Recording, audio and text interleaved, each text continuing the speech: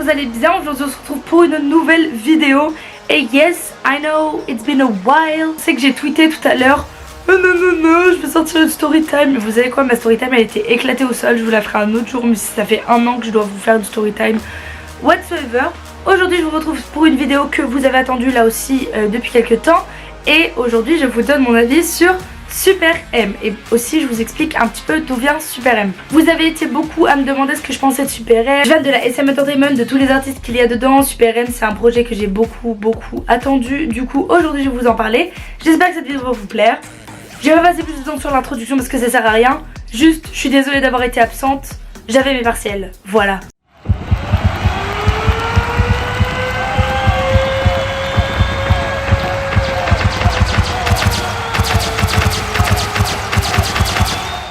Je vais d'abord commencer par vous expliquer un petit peu d'où vient et ce qu'est Super M du point de vue des agences, etc., pour que vous puissiez comprendre quelques trucs. Après je vais vous donner mon avis sur le groupe et après je vais vous parler des points négatifs, des points positifs et de ce qui m'a saoulée à cause de Super M. On commence tout de suite avec le début. Le projet de Super M, il va naître en 2019 sous la SM Entertainment et sous Capitol Music Group. Capitol Music Group qui est un label de Universal Music. Énormément d'artistes super connus sont sous ce label et c'est depuis super longtemps. Il y a eu les Beatles, les Bee Gees, Depeche Mode. Aujourd'hui on a des artistes comme Dua Lipa, Katy Perry, Jennifer Lopez, Niall Horan, Kevin Michael, bref tous ces gros artistes là ils sont sous ce label. Ils avaient pour projet de faire un groupe de K-pop et ils ont du coup proposé à la SM Entertainment de faire partie de ce projet.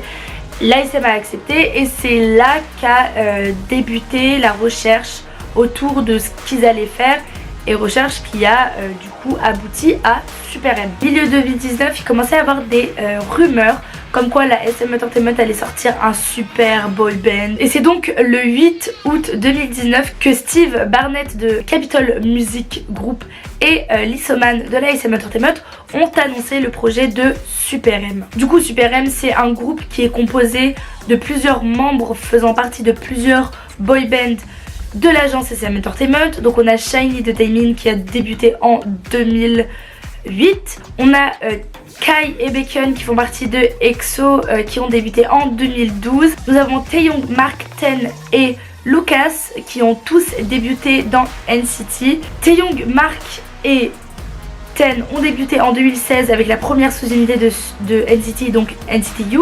Et Lucas est apparu juste après, il me semble courant 2018 dans NCT U pour Yesterday et après Boss. Et maintenant Ten et Lucas font aussi partie de Wavy, autre sous-unité de NCT. Voilà. Je crois que je me suis pas trop trompée, j'ai pas fait de recherche parce que je me suis dit que je les connaissais assez, mais peut-être que j'ai fait une erreur. Si j'ai fait une erreur, corrigez-moi gentiment. Mais du coup voilà, donc on a quand même plusieurs membres de plusieurs générations différentes dans un seul et même groupe. Très rapidement ils se font appeler par tout le monde les Avengers de la K-pop. Et le M dans Super M veut dire Master, Matrix, tout ça. Sans vouloir dénigrer les autres artistes, Super M c'est juste le regroupement des membres les plus talentueux et les plus performants dans un seul et même groupe.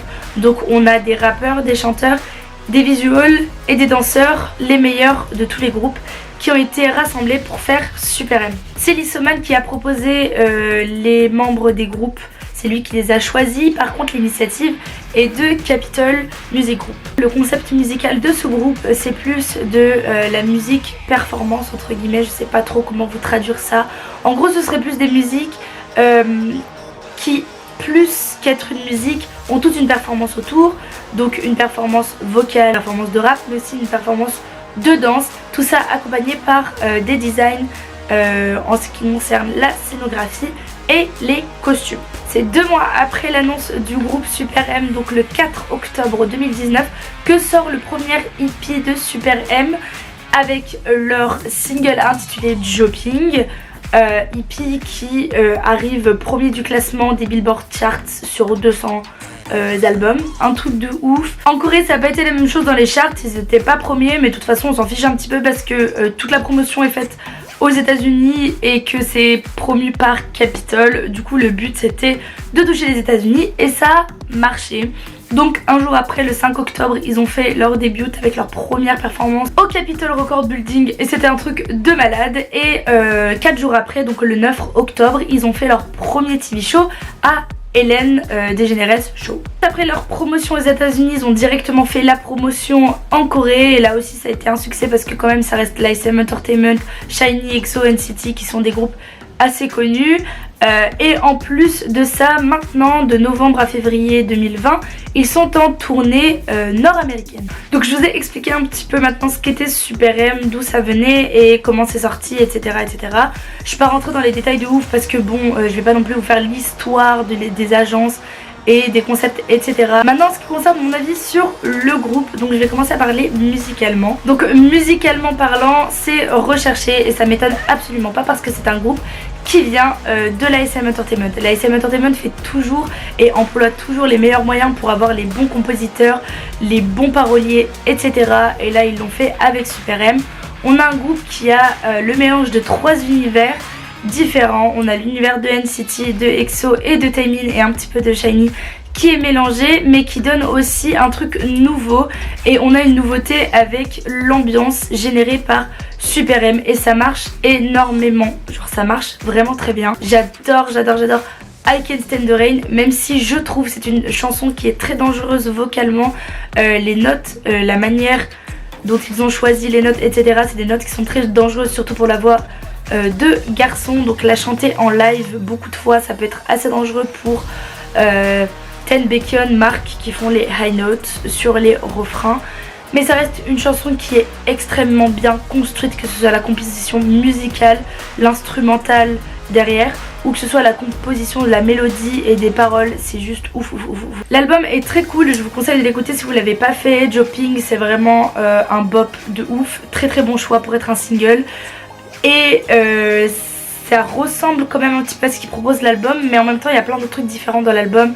Je vous conseille d'aller écouter Supercar, d'aller écouter I Can't Stand the Rain parce que vraiment cette chanson elle est vraiment ouf. Je vous conseille d'écouter l'album si vous ne l'avez pas fait et de me donner votre avis en commentaire, notamment sur musicalement parlant, ce que vous en pensez. Les vocals sont très bien utilisés, Baekhyun a une voix de ouf et on l'entend très bien, elle est très bien utilisée. La voix de Taemin aussi je trouve.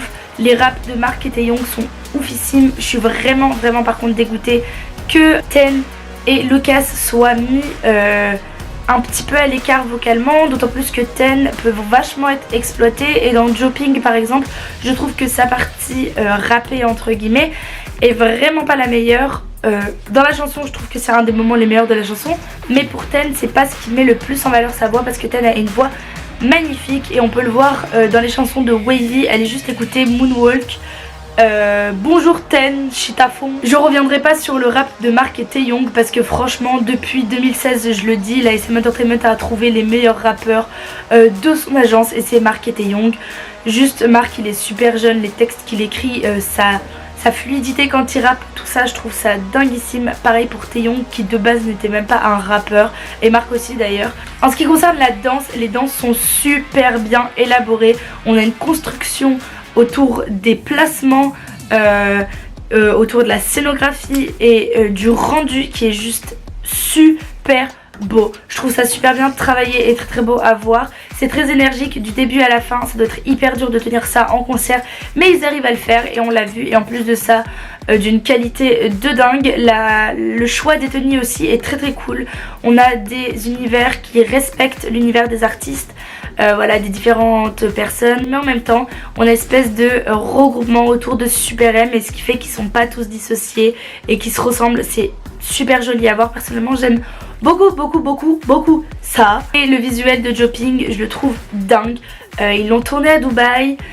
Les plans sont vraiment magnifiques et on a une recherche dans le clip et des moyens qui ont été mis dedans qui sont juste dinguissimes. Je trouve que c'est quelque chose de hyper innovant dans la K-pop, même si ça reste quelque chose de très K-pop et de très déjà vu, mais en même temps ça reste quelque chose de très innovant et très SM Entertainment.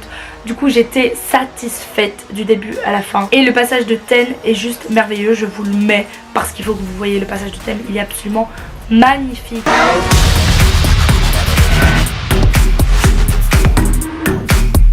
qui m'a un petit peu énervée, c'est la réception des fans sur les réseaux sociaux. Alors on a eu différentes réceptions, il y a eu les fans qui étaient très enjoués et qui attendaient absolument ce projet. J'en faisais partie, qui ont été objectifs. Il y a des fans qui n'ont pas forcément aimé, mais il y a des fans qui ont adoré mais qui sont restés objectifs et qui n'ont pas dépassé les bornes. Et puis il y a d'autres fans qui sont allés beaucoup trop loin, à boycotter le groupe pour telle ou telle raison, notamment les EXO-L qui ont boycotté le groupe parce que oui, nous on veut EXO ou EXO solo, on veut pas de EXO mélangé aux autres, alors que c'est ridicule. C'est pas la première fois que EXO font des collaborations avec d'autres artistes. Mais bon, les EXO-L, c'est les EXO-L. J'étais un peu déçue sur le coup parce que je suis moi-même EXO-L, mais ça m'étonne pas. J'ai aussi été énervée pour tous les gens qui disaient Super M c'est un flop, Super M n'a pas marché, Super M pia, parce qu'il se basait sur les charts coréens. Oui, en Corée, ça n'a pas fait le même succès qu'aux États-Unis, mais c'est normal parce que Super M, c'est avant tout un projet de Capitol et non pas de l'ASM. C'est Capitol qui est venu à l'ASM et non le contraire. Du coup, c'est normal que toute la promotion soit centrée sur les États-Unis et qu'il soit premier aux États-Unis et peut-être moins en Corée, parce que la promotion ne s'est pas basée en Corée et on l'a bien vu. Le plus gros a été fait aux États-Unis et ils font une tournée nord-américaine avant de faire une tournée asiatique ou une tournée en Corée du Sud. Du coup pour moi c'est totalement explicable et c'est dommage de dire que Super M c'est un flop alors que pas du tout. D'autant plus que ça a vachement marché à l'international et ça a marché quand même en Corée, même si c'était pas premier quoi. Et le dernier point qui m'a le plus énervé, et je vais essayer d'être assez courte dessus, c'est toutes les ARMY ou non fans de EXO etc. qui ont dit que Super M est un projet qui veut rivaliser avec BTS, mais ils n'arriveront jamais à rivaliser avec BTS parce que BTS est le meilleur du monde, blablabla, etc. Alors déjà il faut savoir que non, la SM Entertainment n'a pas créé Super M pour rivaliser avec BTS, parce que déjà le chiffre d'affaires de la SM Entertainment depuis leur début est très haut et qu'ils n'ont pas besoin de rivaliser avec BTS parce que les artistes qu'ils ont leur suffisent amplement. D'autant plus que Super M n'est pas une initiative par la SM Entertainment, chose que je répète depuis le début de la vidéo de toute façon, c'est Capitol Music qui a voulu faire ça. Donc non, la SM Entertainment n'a pas voulu copier BTS et promouvoir aux États-Unis comme BTS le font ces derniers temps où ils visent beaucoup le marché américain. C'est le marché américain directement qui s'est dirigé vers la SM Entertainment, parce que la SM Entertainment est une des agences les plus importantes de la Corée, avec des groupes qui depuis toujours ont hyper bien marché. D'autant plus que la SM Entertainment depuis déjà plusieurs années touche l'international. Les SNSD étaient déjà allés aux États-Unis. Ils ont aussi tout leur marché qui touche l'Amérique du Sud et l'Espagne, etc. avec les Super Juniors. Bref, ils savent ce qu'ils font et non, ils n'ont pas fait ça pour recopier BTS ou pour arriver à la hauteur de BTS. Parce que oui, certes, BTS ont une ampleur de ouf mondialement parlant, mais la SM Entertainment reste quand même une agence qui a un rayonnement international et un rayonnement en Corée du Sud qui dépasse celui de la Big Hit. Du coup, voilà. Je pense que j'ai à peu près tout dit. J'ai fait ça sans forcément préparer trop de choses. J'ai juste cherché 2-3 trucs pour être sûre de ce que je disais, mais sinon j'ai fait à partir de ce que je savais. Si vous voulez compléter et ajouter des avis ou des trucs que j'ai pas forcément dit, je vous laisse le dire en commentaire, bien sûr, restez respectueux. N'hésitez pas à venir me suivre sur les réseaux sociaux et vous abonner à ma chaîne si ce n'est pas encore fait.